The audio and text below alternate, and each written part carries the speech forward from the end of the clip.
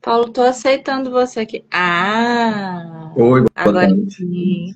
Boa noite, boa tarde, né, Paulo? Tudo Boa bem? tarde, boa noite. Como é que vão as coisas, Paulo? Tudo bem, tranquilo. Esperando o Tô- carnaval passar. Passar? Você não gosta, né? Já tô Não, tô vendo. brincando, tô Não. brincando. Não, tem Hoje a nada. gente teve aqui em BH, foi jogo, né, do clássico Atlético e Cruzeiro. Vocês ouviram umas bombas aí atrás, é por causa disso, porque o Galo ganhou. Ah, tá. E tu tá feliz com isso? Ah, eu não sou muito chegada em futebol, não, mas eu gosto de dar uma. É a cultura da cidade, né? E, apesar de às vezes muito violenta, né? Igual a gente acabou de ver aí no jornal, teve um bairro aqui que teve muitos feridos, né? Mas eu acho que o lado bom é juntar para comemorar, né? E é um grande coliseu, né? Quando a gente vai em campo, assim. Eu não sei se você gosta. Você gosta, Paulo? Claro, claro. É uma das duas coisas que eu gosto de fazer na vida. É muito bom aquela energia e é muito romano isso, né? É muito legal. Paulo, Sim. eu tava avisando pro pessoal que hoje a gente vai ter sorteio, né? Vou Uhum. anotando o nominho de vocês aí a gente vai ter sorteio da sua dramaturgia e começando hoje até ao longo da semana com o cupom Rainha Viva no site, Rainha Viva, juntinho assim, ó. Vamos ter frete grátis. Frete já é uma coisa que pesa, né? Então, para aliviar vocês, frete grátis. Pessoal, o Paulo, seguinte, ele publicou, entre outros, o romance Adriano Chupin, que quando a gente teve o lançamento do livro dele, né, nosso primeiro autor querido, foi em 2003, no início de 2003, a gente teve até um sorteio de um exemplar, 23. né? 2023. 2023, a gente teve um sorteio do seu exemplar, que foi até a Renata que ganhou. Ah, é. É, e esse livro dele é de 2021. E ele também escreve crônicas periodicamente. Eu, toda vez que eu tô tendo um almoço adequado, né, que eu não tô correndo, eu sempre corro lá para poder ler crônicas do Paulo, que são muito boas. E a Lenda do Corpo e da Cabeça vai ser publicado nesse ano, que é um folhetim que saiu tempos atrás na revista Parêntese. Então, o Paulo cheio das escrituras e vamos ouvir ele aí, Paulo.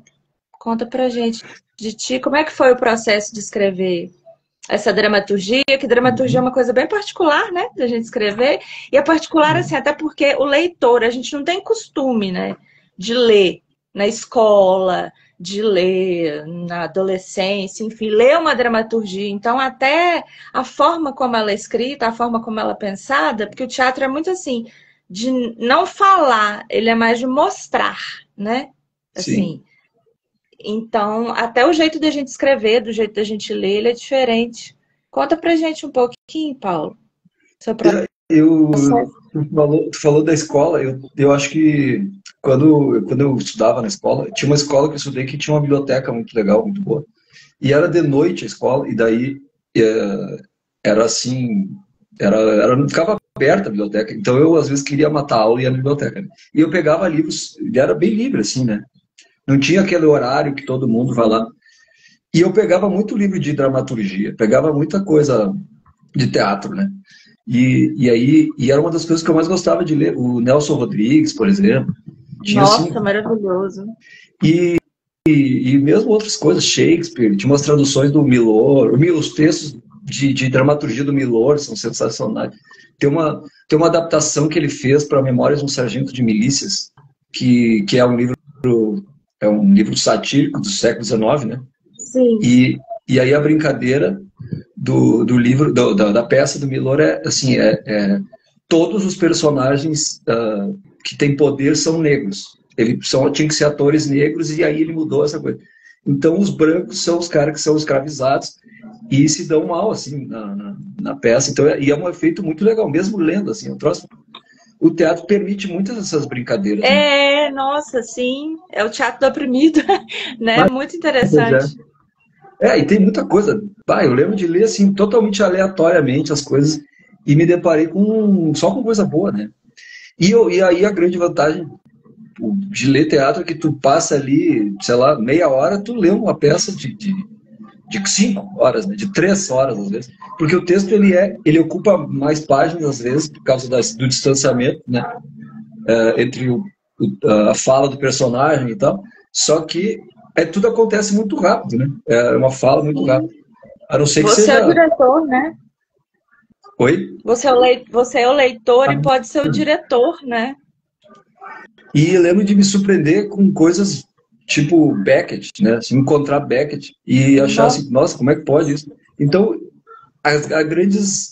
talvez as grandes vanguardas também do século XX trabalharam muito com o texto teatral para fazer movimentação, para alterar a literatura. Teve muita criação literária, muita invenção literária pelo teatro, né? O Beckett, por exemplo, o cara que revolucionou não só o teatro, mas assim, a literatura.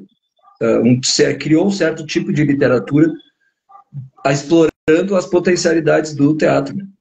E não só pensando em encenar a peça, porque o prazer que tu tem lendo um texto do Beckett é literário, né? Para além da questão que tu pode ter cênica, né? Então. E tem um outro cara que é o Ionesco, aquele Eugênio Ionesco, né? Sim, sim.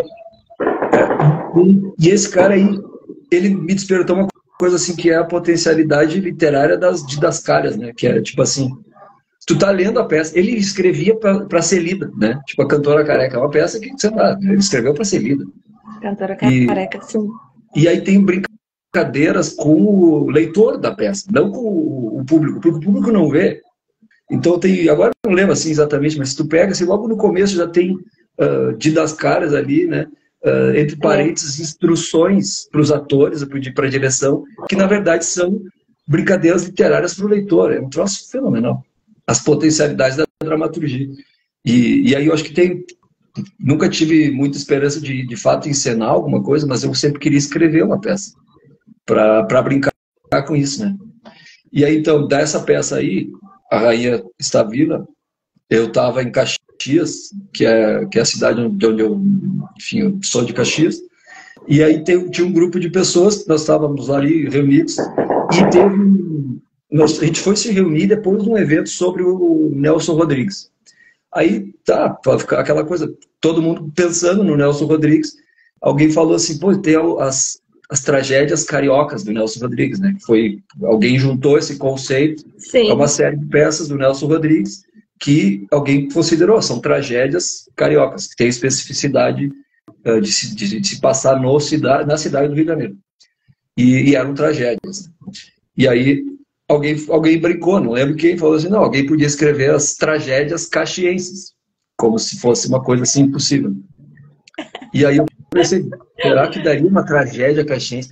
Talvez não, talvez uma comédia caxiense fosse mais fácil, porque não tem nenhum peso, assim, o interior do Brasil, interior do Rio Grande do Sul, uma coisa assim totalmente irrelevante do ponto de vista literário, né? Então, quando a gente consegue fazer alguma coisa, em geral, tipo assim, tirando onda, porque não tem como fazer, assim, quer dizer, talvez eu não consiga, né, escrever uma tragédia, mas eu sinto que é mais fácil alguém levar a sério uma história que se passe no Rio de Janeiro do que uma história que se passe em Caxias. De qualquer modo, assim, qualquer coisa. Sabe? Se tiver um acidente de caminhão, no Rio de Janeiro vai ser uma tragédia.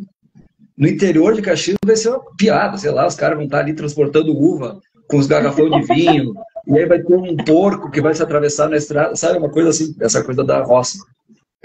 Tu tá vendo, tá vendo? É uma comédia. É porque a sua veia cômica que é muito boa.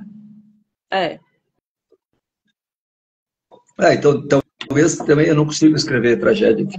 E aí, o que a gente podia fazer? Pensei, vamos fazer aí. Tinha lá uns outros caras do teatro. Pensei, vamos fazer uma comédia caxiense. Ou uma tragédia caxiense, alguma coisa. E alguém sugeriu uma história que teve uma rainha da festa da uva, que é uma coisa assim, tipo, não sei se vocês sabem o que é. Bem tradicional, assim.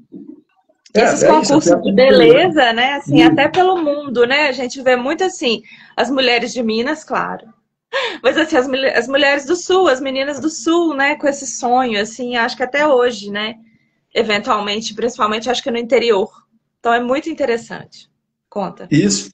E A aí festa da uva, né? Aqui tem a festa da uva, cada cidade tem a sua festa, tá? No interior, né? Cada cidade tem a sua festa. E aí tem uma história, eu não sei direito, mas é uma dessas gurias que foi candidata ou que foi rainha, não sei, morreu e não se sabia se ela tinha sido assassinada ou não. E isso foi uma tragédia, né? Pensa assim, uma pessoa, foi um feminicídio, foi um assassinato de uma mulher que não se sabe quem e tal. Acho que o namorado foi acusado, enfim, mas aí eu não sei, não fui atrás da verdade, porque Sim. eu, né, enfim, meu trabalho era para fazer literatura. Claro. E aí encontrei algumas referências também do mundo, sei lá, do teatro grego, tem a brincadeira do coro, né, da peça, tem um coro e tal. Aí eu pensei, vou brincar de fazer uma peça de teatro. E aí, então, a personagem, o mote é esse, é uma guria que é rainha de uma festa do interior, que foi morta ou se matou, não se sabe. Então ela chega dessa outra dimensão, e também não se sabe, essa outra dimensão é uma coisa indefinida e tal. É tudo meio indefinido, não tem nada. Daí eu pensei, não, mas de repente, se alguém quiser encenar isso, como é que vai ser? Eu lembro de ler o Henry Miller, que é aquele... Henry Miller, não, Arthur Miller. O Arthur Miller, que é um americano, né, escritor de peça de teatro.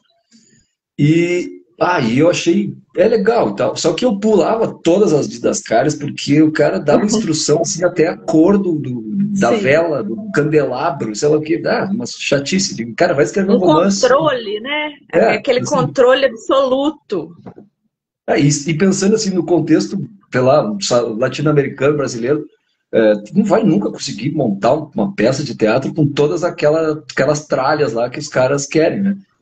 Não tem nem espaço cênico, nem teatro, né? Talvez sei lá, São Paulo, Rio de Janeiro, talvez tenha, não sei se Minas tem algum teatro grandão assim, com dinheiro, estrutura, roupas e o Diabo 4. Enfim, e não sei, e daí tu vai lendo a peça, tu pensa, para que, cara, que diferença faz se o copo era rosa, ou vermelho, ou amarelo, ou laranja? Não importa, né? E o cara descreve isso. Parece aqueles roqueiros, aquela fama do artista popstar. Aquelas listas de exigências, né? Isso aí. Aí tá, né? Aí eu pensei, então fui pegando assim, várias referências de literatura dramática para fazer uma peça. E aí essa peça não tem nada, é um palco que não tem nada, só uma escada. E aí isso também, daí a gente brinca com esse tipo de possibilidade do teatro também, né? Quer dizer, se alguém quisesse um dia encenar. E teve, né? Teve uma encenação. Sim, teve. A gente tem fotos aí no seu Instagram. O pessoal que é curioso, vai lá. Teve uma vez que... teve uma leitura dramática, que daí o pessoal estava lendo mesmo a peça, mas teve uma encenação de um grupo do Instituto Federal do Rio Grande do Sul, no campus de Farroupilha. A gurizada do segundo ano do ensino médio. Era segundo ou terceiro. Mônica, era segundo ou terceiro? Acho que era segunda. E aí a professora Sinara, que é uma professora de literatura, e português, e espanhol, acho. E, enfim, ela levou essa peça para a gurizada e trabalhou esse texto. Então foi sensacional. Ai, que delícia, Paulo. E aí eu fui ver também, assim... Você viu? Você foi ver. Sim.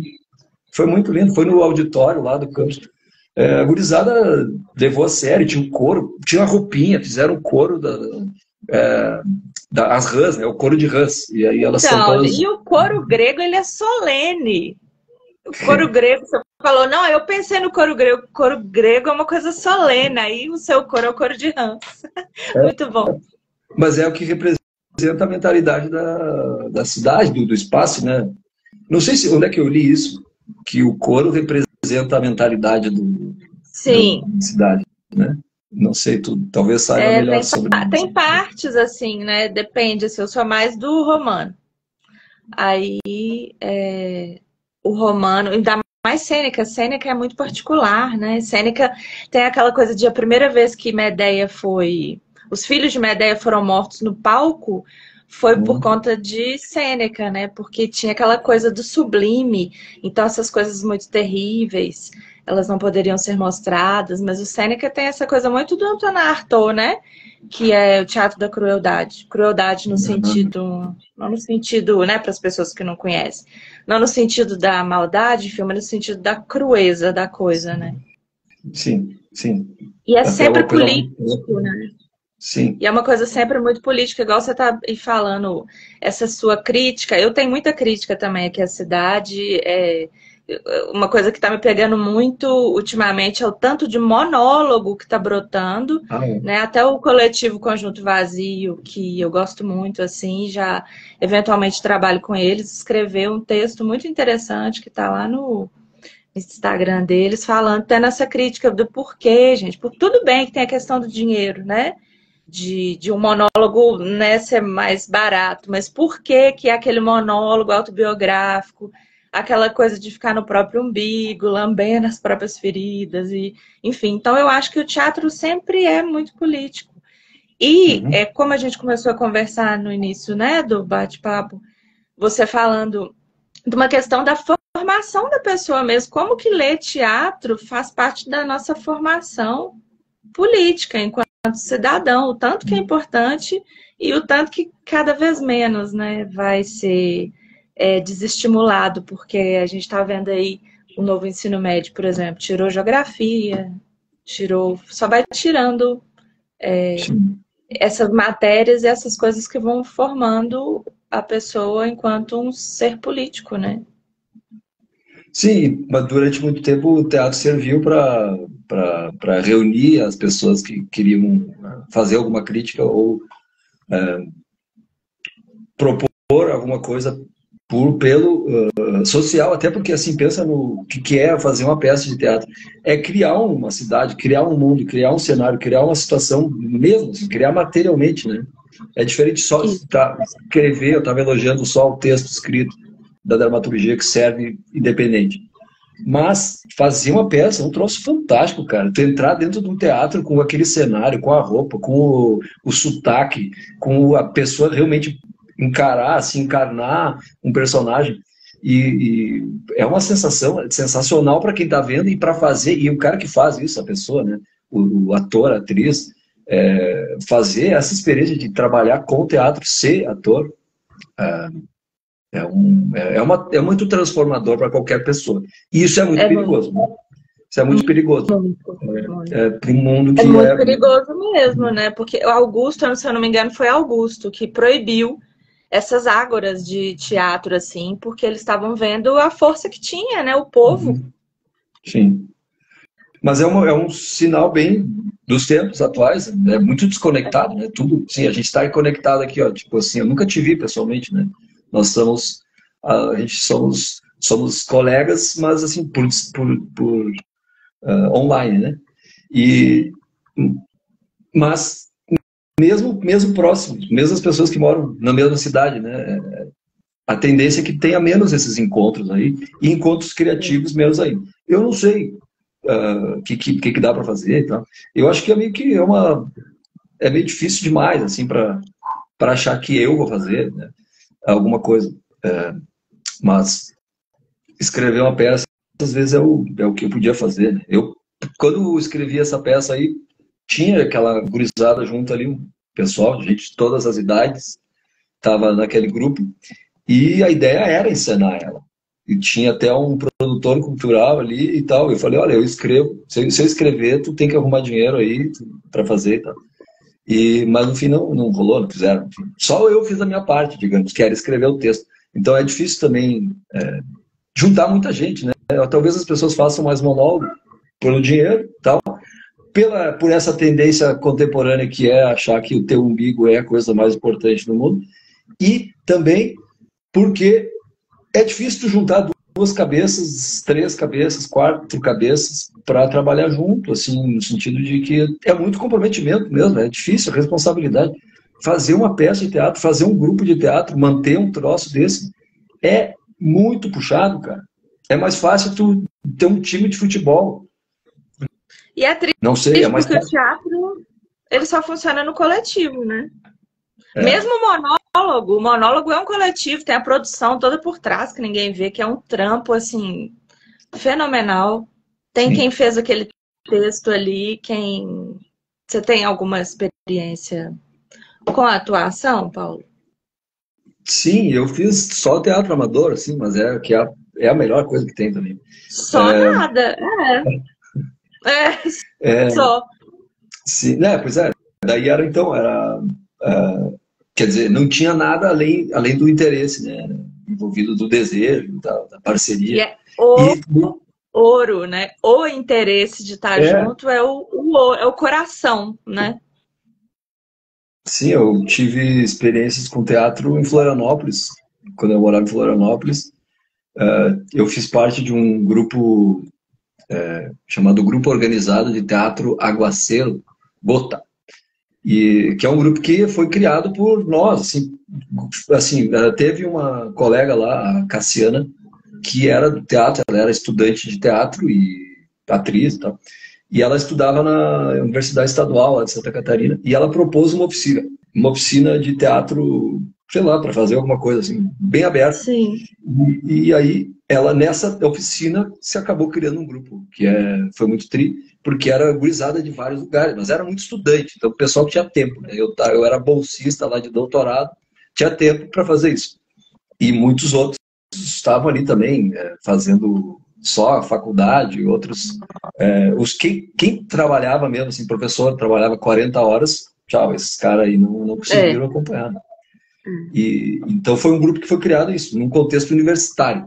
Mas era um grupo que tinha uma proposta de não ficar ali só na universidade. Então a gente criou uma peça, foi uma dramaturgia criada coletivamente, e ela tinha todo um teor libertário, anarquista, foi uma coisa assim muito sensacional. E aí Nossa, fizemos que um lindo. zine, a gente fez um zine que era com a peça e tal, né? Eu devo ter aí em algum lugar aí. Depois eu boto uma foto no Instagram para mostrar. Ah, que massa. Bem anarquista mesmo, né? É isso. Tinha essa pesquisa com anarquismo também.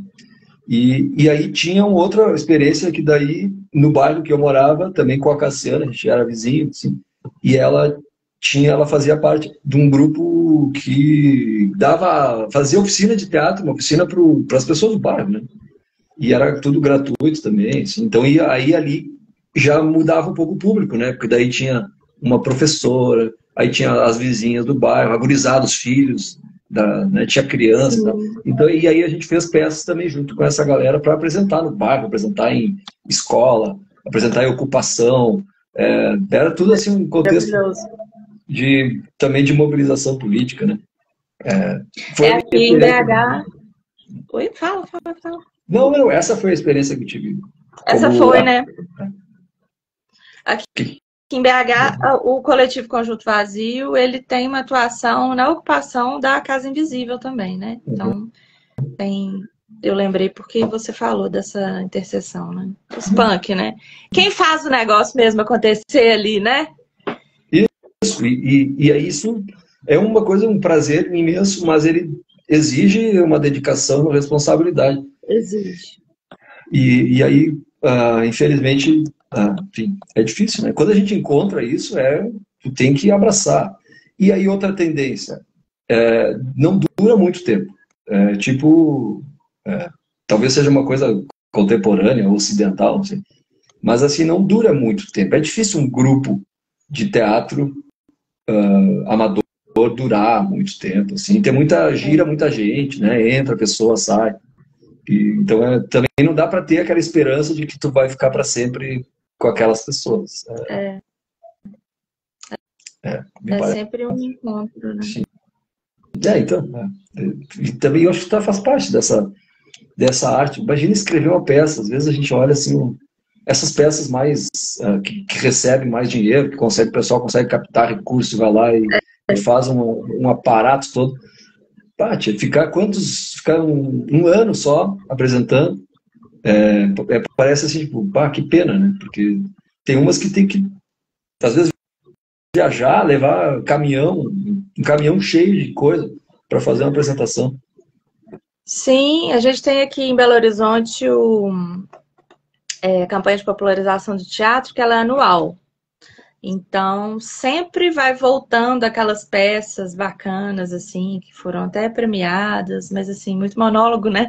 Mas tem muita coisa boa, né? Muita coisa boa. Por exemplo, a gente está tendo um monólogo muito interessante, que é de uma peça do Dostoiévski, que ela tá sempre voltando. Eu acho que é a terceira vez dela, alguma coisa assim. Tem o FIT também, que é o Festival Internacional de Teatro, que essa última curadoria teve uma pegada muito inclusiva mesmo, peça de mulheres, peça de pessoas negras, indígenas. Então, essas tentativas de perenidade, Uhum. assim, numa coisa que é tão, que foge tanto, né? É muito interessante, assim, eu acho, porque tem peça que Às vale a vezes, pena voltar. e tem uma coisa legal que eu nunca vi, mas peça com tradução, sabe?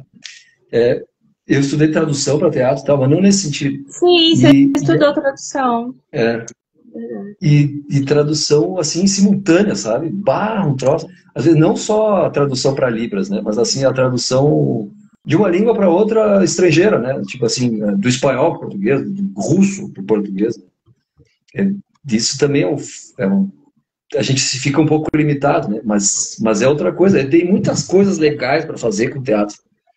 Tem muita E coisa sim, legal. e não sei, né? Às poucas, às vezes a gente consegue fazer. Eu não quero ficar Você me já lamentando. traduziu? Você já Eu, traduziu alguma peça de sim, teatro? sim, sim, mas nunca que tenha sido encenado e tal. Como é que foi? Eu traduzo do latim, né? Eu traduzo. Aí ainda tem aquela coisa que é o tempo, é não só a língua, como o tempo, né? E tem uma questão também que no século XIX eles acreditavam que as peças das tragédias romanas elas eram feitas para serem lidas e não encenadas. Aí me vem você me falando que você escreveu sua peça, você queria que ela tivesse sido encenada. Paulo, que dramaturgo que escreve a sua peça para ser recitada ao invés de. Sabe, assim, tem umas coisas que os colegas de trabalho e os renascentistas eles falam que eu vou te contar, assim, é uma falta de senso artístico e crítico, né? Você falar que as peças, elas tanto eram encenadas que tinha até a pantomima na época, que era muito famoso. E como não sobrou pra gente livreto de pantomima e não tinha, sei lá, imagina Débora Coker, Grupo Corpo, ou Pina Bausch escrevendo uma didascália ali de dança no meio da peça. Se perderam, né? Então, é claro que um dramaturgo, não é, Paulo? Um dramaturgo escreve uma Não, peça para ser recitada, Paulo? não, não, isso eu acho que escreve para as duas coisas. Sim. Mas nem, eu acho que sim, eu acho que tem as duas coisas. Tem quem escreve pensando claro, tu quer que a peça seja encenada. Ela tem, isso é um critério para que seja uma peça boa. Ela precisa ser encenada, assim, ou poder ser encenada, né? Senão é um texto normal, né? Sabe? Um Na blocão ali. cabeça do autor, ela foi encenada, né? No mínimo. No mínimo. Sim. Mas eu digo que eu gosto de pensar, porque é mais fácil só uma pessoa ler. Então, eu gosto das peças que servem para ser lidas também. Porque existem peças que às vezes eu pego, vi, sei lá, e que tu vê que a pessoa, não, aquela ali só pode ser encenada, só tem graça encenada, né? Tem peça que tem pouco texto, por exemplo. Peça que tem mais movimento, ou tem símbolos, imagens e construções, às vezes com dois corpos, ali, uma coisa meio de dança. Isso aí não tem como tu ler, não tem graça, né? Que é isso que tu falou, de repente, numa coreografia. Né? Mas é legal quando tem as duas coisas, eu acho. Tanto é que a brincadeira com as didascalhas, ela é só para um receptor, o leitor do texto. E na hora de fazer, como é que tu vai fazer essa brincadeira? Não, ele se perde, mas não importa. Se tiver a encenação da cantora careca, vai ter coisas que se eu não li, eu vou curtir também, né? Eu acho que, sim, a gente escreve para as duas coisas. E os Sim. romanos, eu não sei. Eu acho que eu nunca li uma peça de latim. Uai, tem Fedra lá no meu Instagram, que eu traduzi a Fedra, a Ah, tragédia. Que era de uma mulher mais velha que ficou afim do enteado dela e tacou o terror. Tá aí, ó. Tem o coro lá. Estamos tentando traduzir mais coisa. Para lembrar agora o pessoal de novo, gente, que no site da Editora Rudimento, o cupom Rainha Viva, tudo junto, te dá frete grátis. E frete é uma coisa que onera muito, né? Livro aqui Metade no Brasil é metade do livro, é. Então só vem e vamos fazer sorteio. Na hora que terminar aqui, vou falar os ganhadores, né? Vou postar no Story. Sorteio de livros do Paulo, né? A Rainha Está Viva. Que bom que tem ele aí. Que bom que vocês têm ele. A gente fica racionando, né? Precioso ali. Paulo, para você escrever, eu vejo muito teatro nas suas crônicas, assim. Você sabe que eu vejo teatro em tudo também? Aquelas, né? Doida. Mas eu vejo muito de teatro nas suas crônicas, assim. Quando você vai escrever uma crônica e quando você vai escrever uma dramaturgia, assim, quais são as diferenças? As diferenças, assim, alguma diferença e similitudes, assim? Nunca pensei nisso. Eu acho que tem uma postura. Na verdade, o texto, o gênero textual, né? O gênero textual, eu acho que ele é uma atitude, né? Depende, assim, é uma postura, não sei.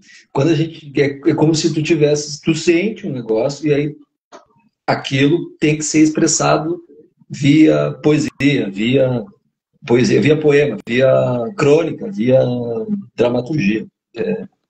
Mas talvez a similitude seja que quando que essa peça, pelo menos, ou então os textos que eu mais gosto de escrever, os que eu mais faço melhor, é quando tem uma postura que é cômica, porque quando tem um potencial cômico. E isso é uma coisa que eu não sei, não fico buscando, né? Eu sei que tem.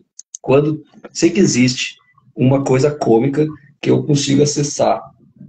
E essa coisa cômica, eu não sei de onde é que vem, mas quando eu consigo acessar isso, sai um texto que eu acho que funciona. Talvez seja isso que tu tenha identificado.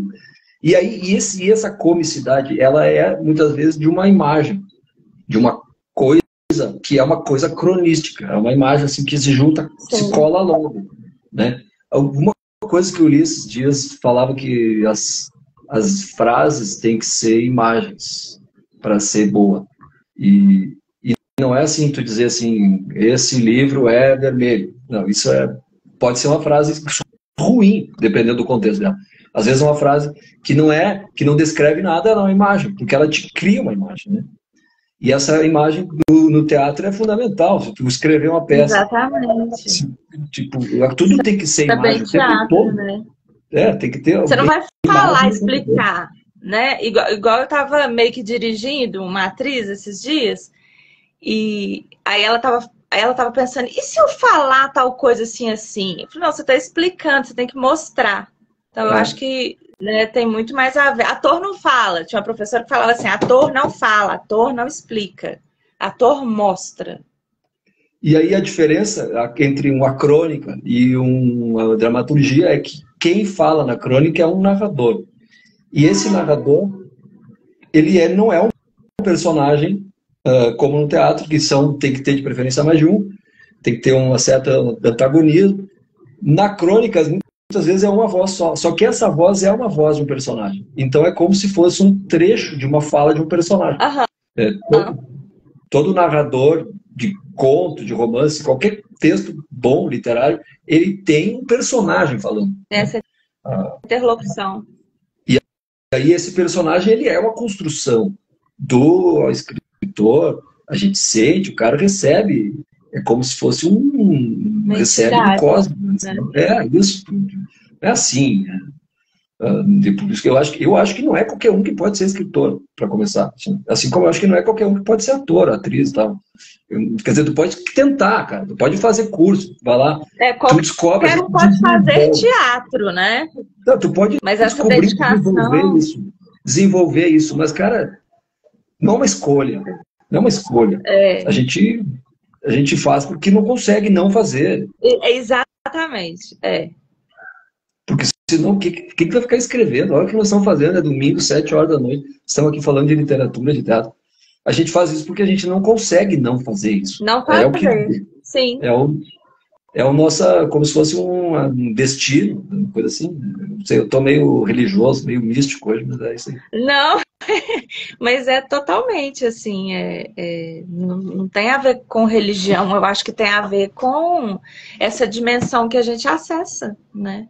Que é uma dimensão que é metafísica, assim, né? Porque Sim.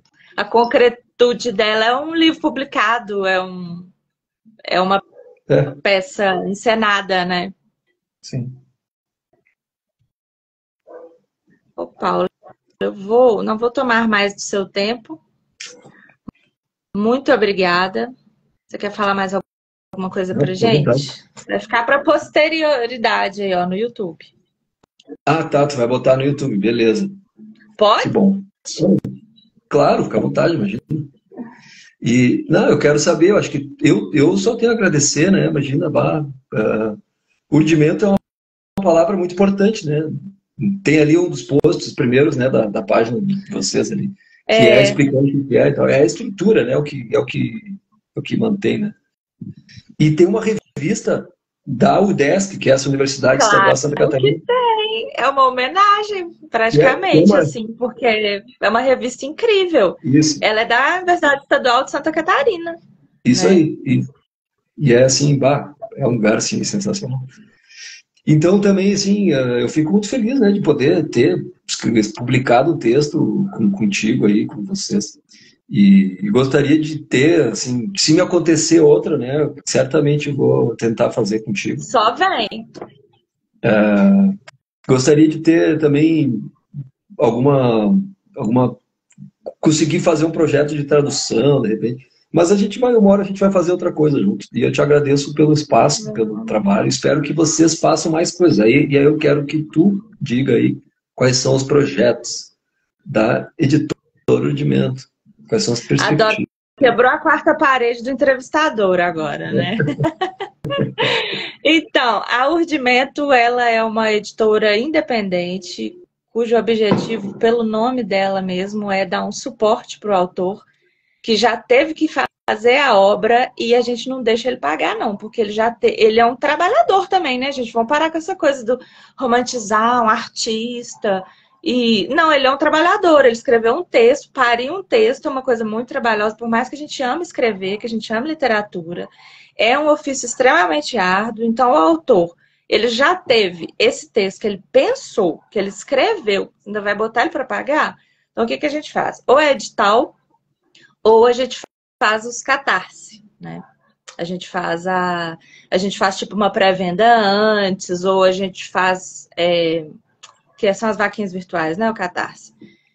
Ou a gente faz alguma forma da pessoa estar ajudando, ele tá todo mundo suportando, dando suporte para aquele autor, né? E nós publicamos tudo relacionado a teatro. A nossa próxima publicação agora, com a Beatriz Mendes, ela é uma cenógrafa incrível de São Paulo e ela fez um trabalho sobre a cenografia em São Paulo e tendo como mestre dela, né, como autor ali, o Serrone. Então é um trabalho que foi a dissertação dela, a gente publica muito trabalho de dissertação, porque já é difícil ter editora para publicar só teatro, tem a Javali, que a gente ama, super admira, pessoal incrível aqui de Minas Gerais, né, de BH. Mas assim, para ter uma editora que autores que não é um autor famoso ali, né, que tá ali já tem um tempão, aquele autor iniciante com um texto muito bom, ou um autor que nem é iniciante, um autor experiente como tu, por exemplo, que tem um texto tão bom, um texto tão de dramaturgia brasileira, mas ao mesmo tempo que assim, é até complicado falar, porque eu gosto muito de falar, né, de colocar as hashtags lá, Rio Grande do Sul. Só que quando você lê a rainha, essa rainha é uma história que ela podia ser de qualquer cidade do interior do Brasil. ela não é uma coisa datada e não é uma coisa local.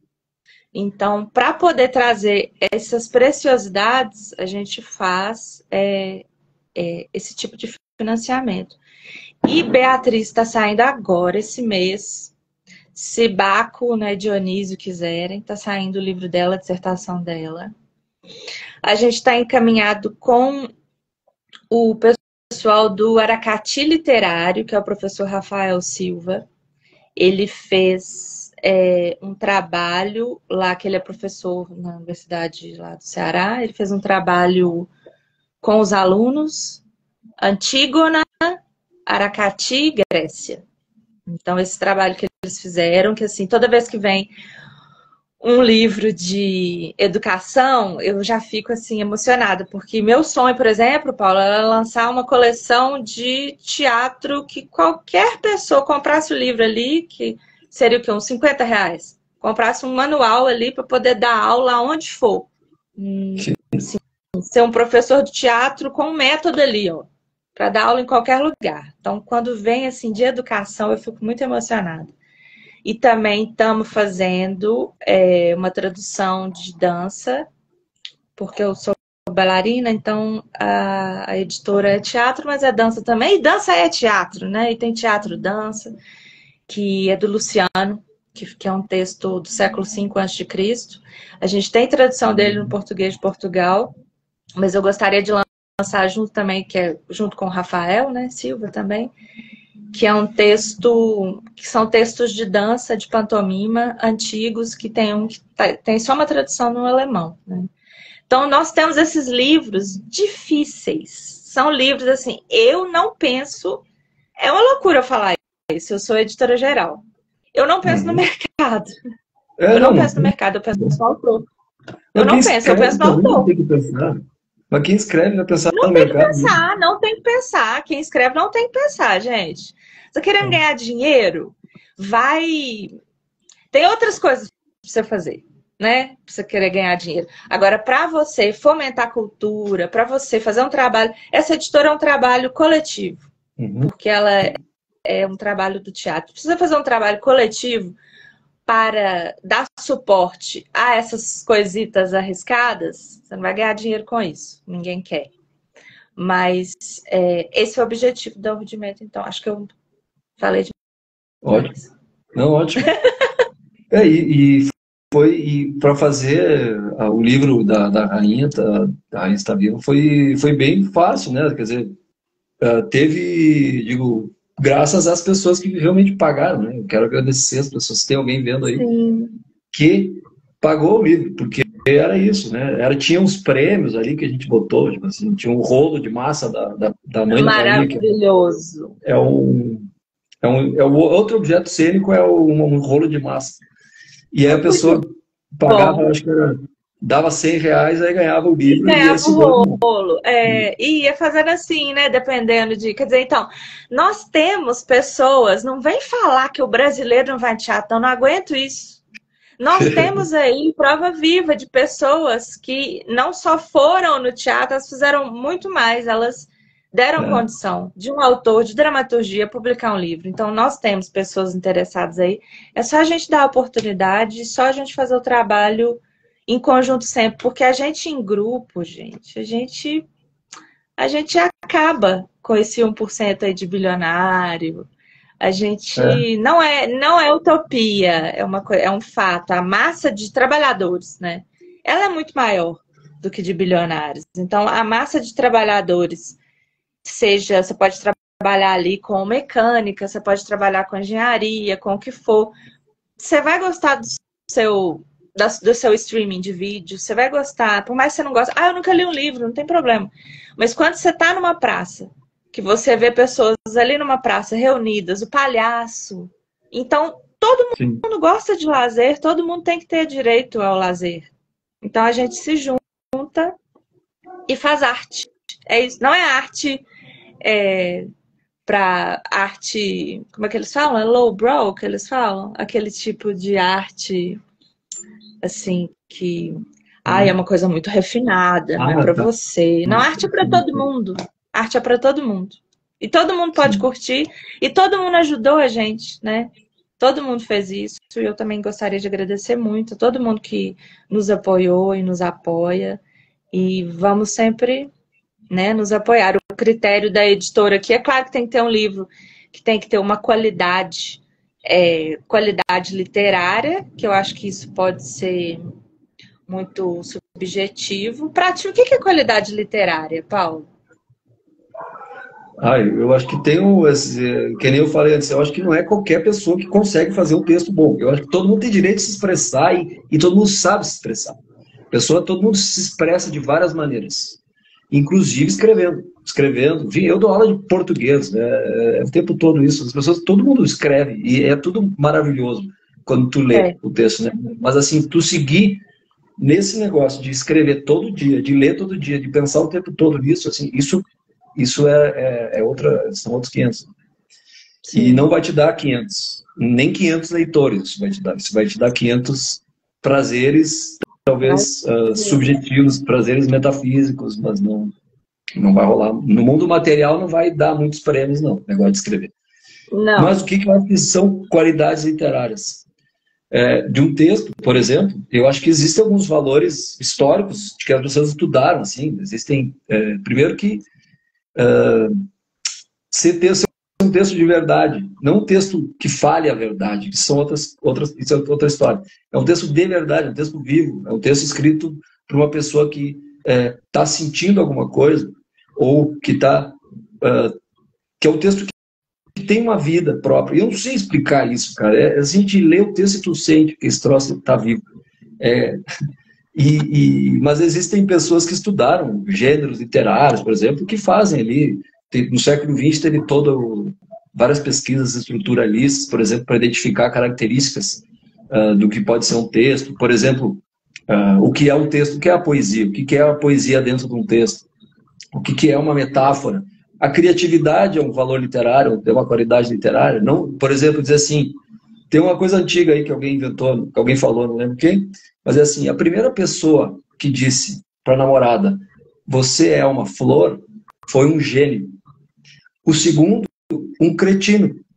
Porque não pode, cara, a partir do momento que alguém disse, tu é uma flor, já era, já foi. Então tu não pode dizer isso de novo, a não ser que tu faça uma crítica disso. Quer dizer, tu tem que fazer uma construção, a dialética textual também, né? Que é assim, ó, existe uma coisa, tu não vai dizer a mesma coisa. Tu vai ter que antagonizar aquilo, e aí tu vai construindo. O texto se tece, né?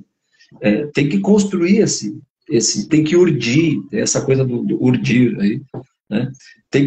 Essa criatividade é outro valor literário. Não é assim buscar a coisa que ninguém disse, mas é uma mistura de dizer uma coisa viva, com verdade, e ao mesmo tempo dizer de um jeito único, de um jeito que é original. Só que esse original, ele não é buscado, ele vem dessa vivacidade, dessa verdade que tem no texto.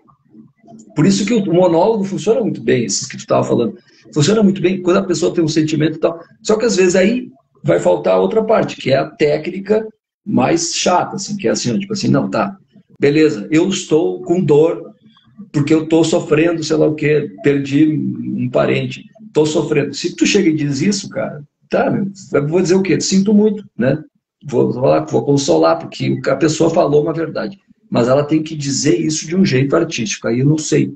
Aí a poesia, aí é o jeito da pessoa escrever, e ela pode desenvolver isso estudando, trabalhando, escrevendo, lendo, aprendendo a trabalhar na matéria mesmo, assim, no texto e tal.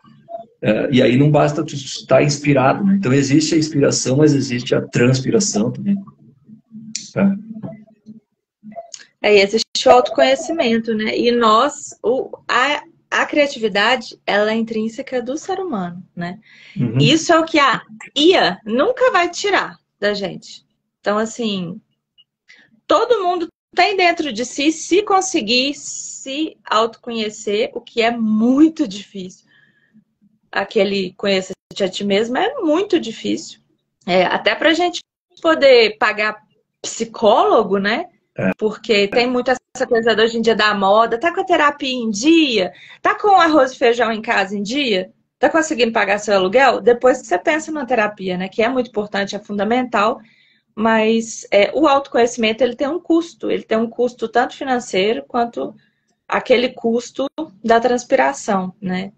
Então, é uma coisa que eu tenho muita vontade da gente fazer depois umas oficinas gratuitas, né? De escrita, de dramaturgia também.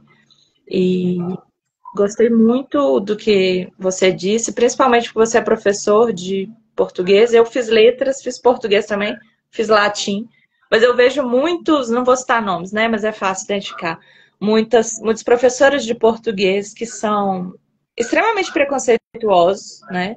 Igual você falou assim, tudo que as pessoas escrevem é tudo lindo. Realmente é tudo lindo. Tá na norma culta? A linguagem Sim. é pra gente se conectar com outro ser humano. Você se conectou, você falou nós vai, nós foi, e você se conectou com outro ser humano, então a sua linguagem tá perfeita, né? Uhum. Então, para além dessas coisas, né, de como escrever um texto, dramaturgia, não preocupa tanto com essa questão de português norma culta, não, até porque às vezes o registro que você vai escrever está contando uma história que as pessoas não têm alfabetização. E pessoas que não têm alfabetização têm muito para ensinar para a gente, é muito precioso. E às vezes Sim, você vai contar. a Né? riqueza. Você vai contar uma história. A A riqueza língua. do pensamento. Não, Tá ali. eu digo a riqueza formal da língua mesmo, ela está nessas pessoas que não são, que não querem falar, que nem o William Bonner, por exemplo. O William Bonner é uma IA, é um AI, essa coisa. Quem fala, o cara, o caipira lá do interior, essa pessoa aí tem muito mais, fala com muito mais verdade, porque fala de um jeito mais vivo. Então aí tá uma chave, acho que dá para concluir, que eu acredito por aí, ó. A fala de uma pessoa do interior, independentemente de se estudou, não, se ela preservou assim, ó, a vivacidade daquele sotaque dela, das referências da cultura do interior, por exemplo, de uma cidade do interior. Se ela preservou o modo de contar um caos, se a pessoa sabe expressar, se comunicar com os vizinhos, é isso que é a boa literatura, para mim.